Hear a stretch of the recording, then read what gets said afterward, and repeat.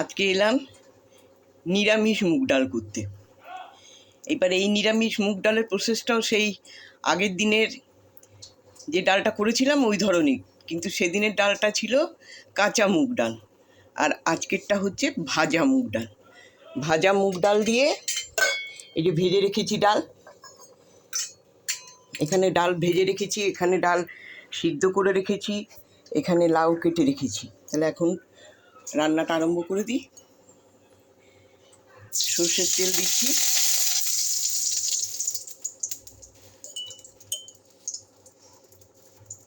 এটা নিরামিষ ভাজা মুগের ডাল, আর সেদিন করেছিলাম কাঁচা মুগের ডাল নিরামিষই। তাহলে এই নিরামিষ ডালে দেবো একটু কালো জিরা,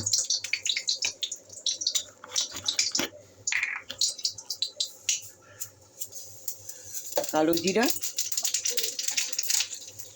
তেজপাতা দিয়ে লাউটা ঢেলে দেবো। লাউটা একটু অল্প নুন দিয়ে কষাবার মতন করে করবো। ধুয়ে রেখেছি,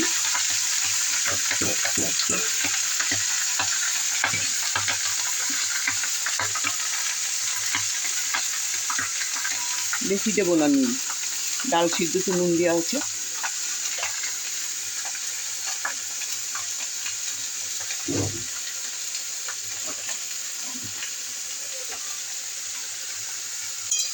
নাড়া দিয়ে দিই, হলুদটা একটু পরে দেবো, ডালে হলুদ দেওয়া নেই। লাউটা একটু সিদ্ধ হতে হতে হলুদটা দেবো।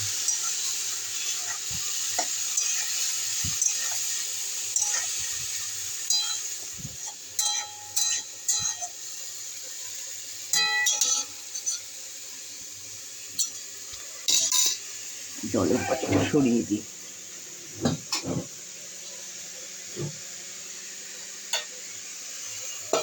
একটু ডালটা লাউটা একটুখানি হোক, আধ ভাজা হবে যখন, আধ ভাজা ঠিক না, সিদ্ধ সেদ্ধ সেদ্ধ আধ ভাজা হবে, তখন নামিয়ে দেবো।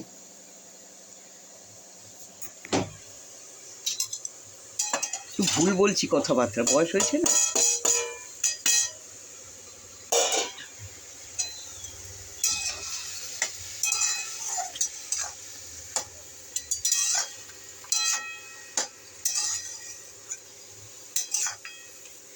আর এই নিরামিষ এই মুগ ডালটা, লাউটা একটু ছোট ছোট কেটেছি,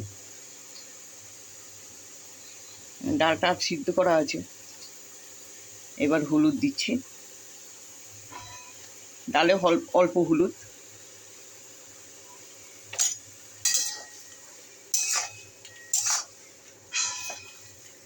এই যে জলটা বেরোচ্ছে এটা লাউয়েরই জল, আর একটু বেরো, তারপরে ডালটা ছেড়ে দেবো।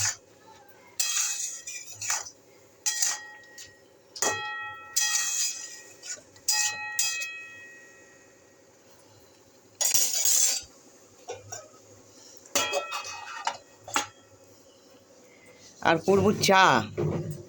আজকের চাটা একটু অন্যরকম হবে। এই ঠান্ডাটাতে ওইভাবেই খাচ্ছি।